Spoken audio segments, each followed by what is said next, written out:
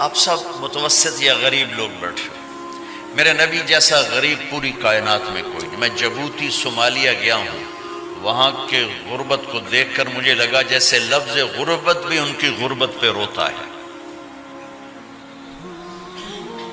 ایسی غربت میں نے پورے پاکستان میں کہیں نہیں دیکھی جو میں نے جبوتی میں دیکھی، صومالیہ میں دیکھی، کیمرون میں دیکھی، چاڈ میں دیکھی، سوڈان میں دیکھی۔ 24 گھنٹے میں ایک دفعہ بھی کھانا نصیب نہیں۔ ہمارا غریب سے غریب آدمی 24 گھنٹے میں چولہا جلا بیٹھتا ہے، لیکن میرے نبی پر جو غربت آئی، کوئی ہے پوری دنیا میں تو اللہ نے مجھے پھرائی ہے جس کے گھر میں 2 مہینے چولہا نہ جلتا ہو۔ میرے نبی وہ فقیر تھے جن کے گھر میں 2 مہینے چولہا نہیں جلتا تھا۔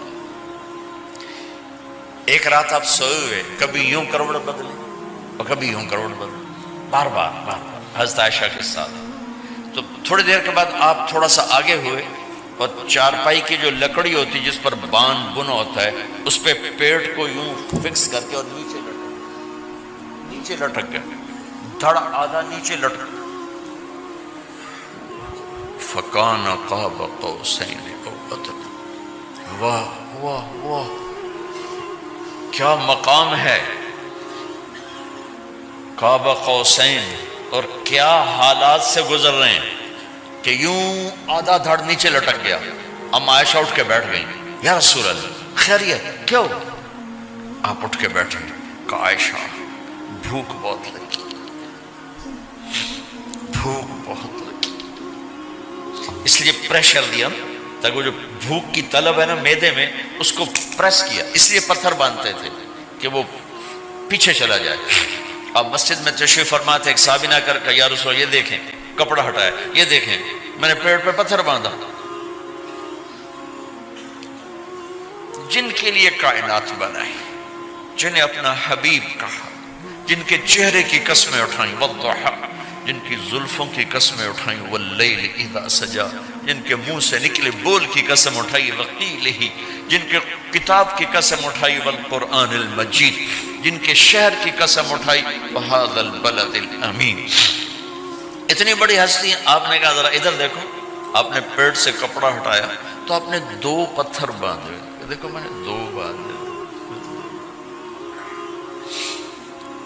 کوئی ایسا فقیر ہے دنیا میں دکھاؤ؟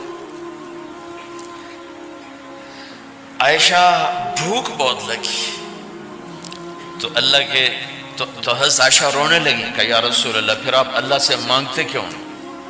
عائشہ نہیں مانگوں گا، اسی بھوک میں اللہ سے ملاقات نہیں مانگوں، مجھ سے پہلے میرے جو بھائی آئے انبیاء وہ اسی فقر میں گئے، میں بھی اس فقر میں جاؤں گا۔ اپنے گھر میں یہ دکھ رکھا،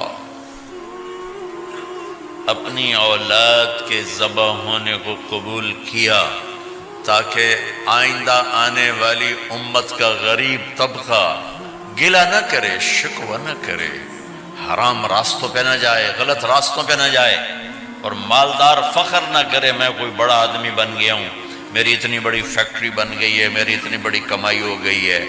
یہ نہ یہ بڑائی کی چیز ہے نہ وہ چھوٹائی کی چیز ہے۔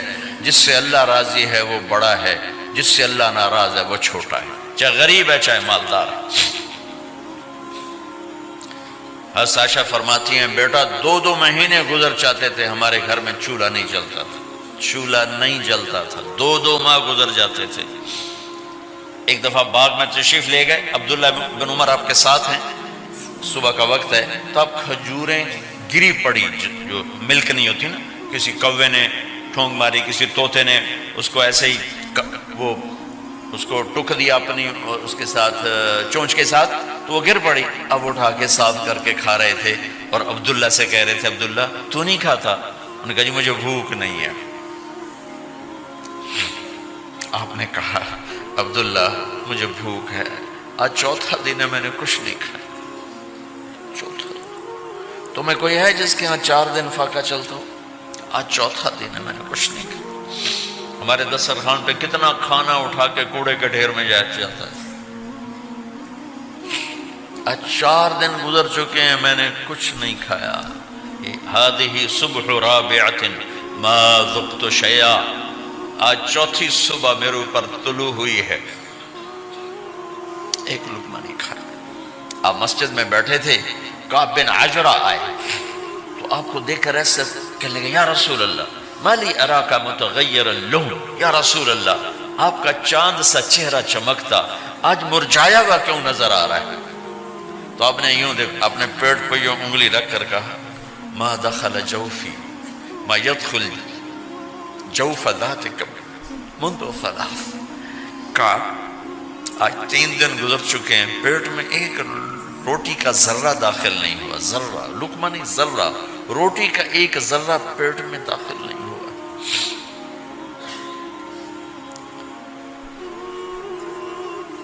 اور اتنی بڑی رسالت، اتنی بڑی نبوت،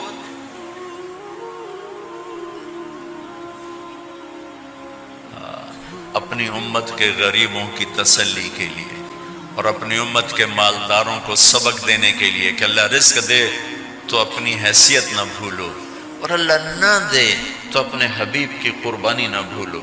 انہوں نے تو جان بوجھ کے یہ کیا، جان بوجھ کے، یہ نہیں کہ آپ کو کوئی تنگی اللہ کی طرف سے، جان بوجھ کے۔ اور سارے گھر کا یہ حال ہے۔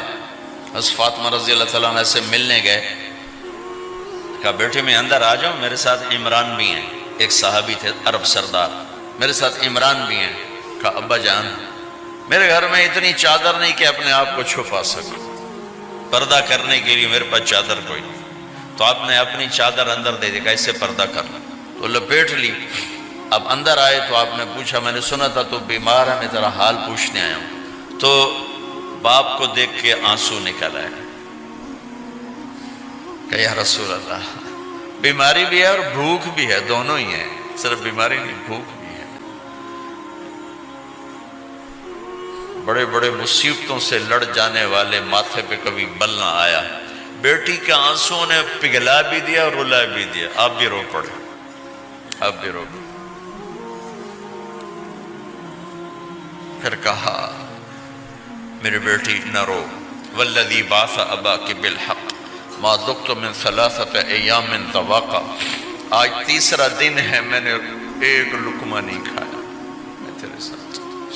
اور میری بیٹی میں تمہیں بتاؤں، میرے رب نے مجھے کہا تھا میرے حبیب اگر آپ چاہیں تو احد پہاڑ سونا بنا دو، 10 میل لمبا چوڑا ہے احد پہاڑ، 10 میل، میں احد پہاڑ سونا بنا دوں آپ کی خدمت میں پیش کروں؟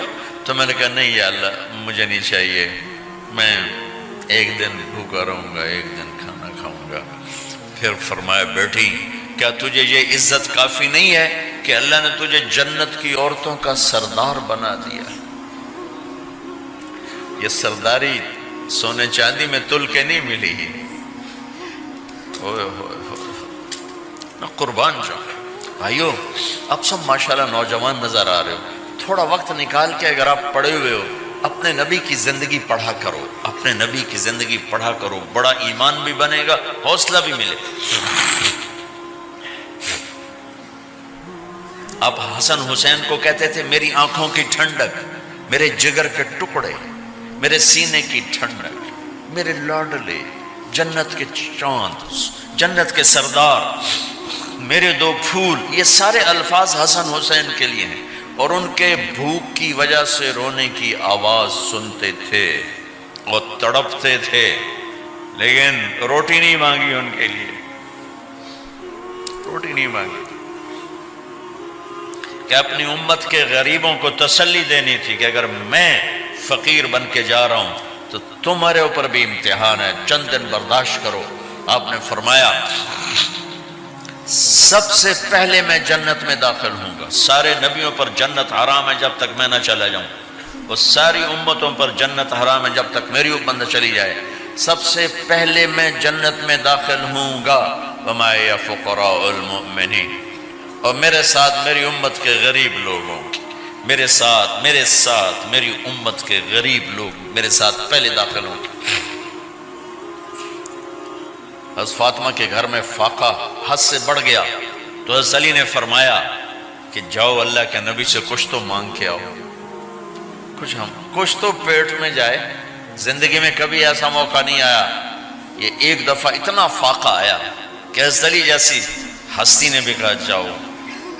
تو آپ تشریف لائیں اور دروازے پہ دستک دی تو اتنا پیار تھا.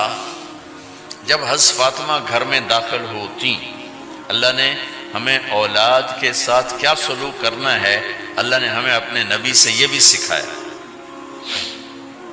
حضرت فاطمہ جب بھی گھر میں آتی، اور ساتھ ہی تو گھر تھا، دیوار سے دیوار ملی تھی، روز کا آنا جانا تھا، تو میرے نبی بیٹھے نہیں رہتے تھے، آؤ فاطمہ کیا حال ہے، کھڑے ہو جاتے اور تیزی سے آگے بڑھتے. دروازے پر ہی حضرت فاطمہ کا ہاتھ پکڑ لیتے، ہاتھ کا بوسہ لیتے، بوسہ لے کر ہاتھ پکڑے پکڑے بیٹی کو چارپائی پہ پہلے بٹھاتے، اس کے بعد خود بیٹھتے تھے. اکرموا اولادکم، میرے نبی نے کہا اولاد کو عزت دو، پھر وہ تمہیں عزت دیں گے. ہمارے ماحول میں اکثر ماں باپ نے اولاد پہ ڈنڈا ہی اٹھایا ہوتا ہے، پھر ان میں بغاوت پیدا ہو جاتی، پھر کہتے ہیں اولاد نافرمان. آپ نے دستک دی تو کہنے لگے یہ تو فاطمہ کی دستک ہے، خیر تو ہے، پہلے تو کبھی اس وقت میں آئی نہیں. تو آپ نے ام ایمن سے کہا دروازہ کھولو. ام ایمن نے دروازہ کھولا تو آپ نے استقبال کیا، بٹھایا، پوچھا بیٹی کیا ہوا، اس وقت میں کیسے آئیں؟ کہ یا رسول اللہ بہت فقر ہے، بہت بھوک ہے، آپ کے پاس سنا کچھ مال آیا ہے، کچھ ہمیں بھی دے دیا جائے. اتنی صابر بیٹی زندگی میں ایک دفعہ بھوک کی شکایت لے کر آئیں، اور آگے باپ نے پھر پیپر لے لیا، پھر امتحان میں ڈال دیا. آپ نے کہا بیٹی میرے پاس 5 بکریاں کھڑی ہیں، دے دوں یا 5 دعائیں سکھا دوں؟ یہ بھی کوئی کتنا سخت موقع تھا، کتنا سخت موقع ہے کہ صبر کا پہاڑ بیٹی اتنی مجبور ہو کر آتی ہیں کہ یا رسول اللہ برا حال. تو میرے نبی کہتے بیٹی یہ بکریاں بھی لے جا، دعائیں بھی لے جا، دونوں جمع کر دیتے، یا دعائیں بعد میں سکھا دیتے، بکریاں دیتے، ایک تو دے دیتے. پر امت کے غریبوں کو تسلی دینی تھی، چونکہ امت میں اکثر طبقہ غریب ہوگا. تو آپ نے کہا بیٹی 5 بکریاں دو یا 5 دعائیں دو. تو وہ سمجھ گئیں اپنے باپ کے مزاج کو کہ ابا جان امتحان لے رہے ہیں. تو کہا ابا جان بکریاں چھوڑ دیں، مجھے دعائیں سکھا دیں، مجھے بکریاں نہیں چاہیے. بھوکے کی رات بھی گزر جاتی ہے اور بھوکے کا دن بھی ڈوب جاتا ہے. تو آپ کا چہرہ ایسے کھل گیا کہ میری بیٹی پاس ہو گئی. کہ بیٹی آپ تم دعا میں یہ کہا کرو یا اول الاولین یا آخر الاخرین یا ذا القوة المتین یا راحم المساکین یا ارحم الراحمین. یہ تیرے لیے 5 بکریوں سے اعلیٰ چیز. اب گھر واپس گئیں خالی ہاتھ. حضرت علی نے فرمایا تو کچھ بھی نہیں لائی؟ کہا نہیں لائی ہوں، بہت کچھ لائی ہوں. کہا کیا؟ کہا میں دنیا لینے گئی تھی، آخرت لے کے آ گئی. ذہبت للدنیا وجئت بالآخرہ. تو حضرت علی نے فرمایا تیرا آج کا دن سب سے اعلیٰ دن، خیر ایام کی حال. داماد کا امتحان لے لیا، حضرت علی کو بلا لیا. علی 5000 بکریاں دوں کہ 5 دعائیں دوں؟ اس وہاں تو 5 بکریاں، اب 5000 کر دیں.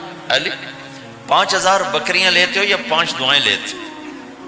تو بھی سمجھ گئے کہ آج میرا محبوب مجھ سے امتحان لے رہا ہے کہ علی کتنا کو مضبوط ہے اپنے ایمان میں. اور واقعے میں نے بتا دی کیا گزر رہے. آدمی اپنی بھوک سہ لیتا ہے، اولاد کا رونا برداشت نہیں ہوتا ہے.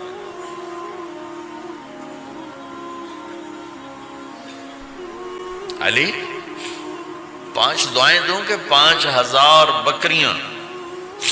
حضرت علی نے عرض کی یا رسول اللہ دعائیں سکھا دیں، بکریاں نہیں چاہیے. میرا نبی کا چہرہ کھل گیا کہ میرا داماد بھی پاس ہو گیا.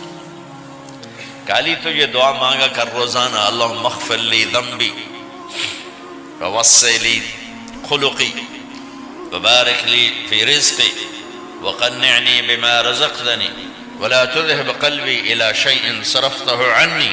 یہ 5 دعائیں تو مانگا کر، 5000 بکریوں سے زیادہ ہے. اللہم اغفر لی ذنبی، اللہ میرا گناہ معاف کر.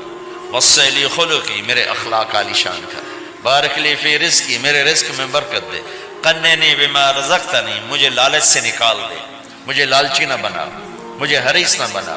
ولا تذهب قلبی الی شیء صرفتہ عنی، جو تو نے مجھے دیا نہیں اس کی میرے اندر سے طلب بھی ختم کر دے، مجھے اس کا طلبگار بھی نہ بنا، کہ یہ 5000 بکریوں سے زیادہ ہے۔ میں نے تھوڑا سا اپنے نبی کے گھر کا نقشہ آپ کو بتایا کہ یہ چند دن صبر کی دنیا ہے، اللہ راضی ہو گیا تو موت سب سے خوبصورت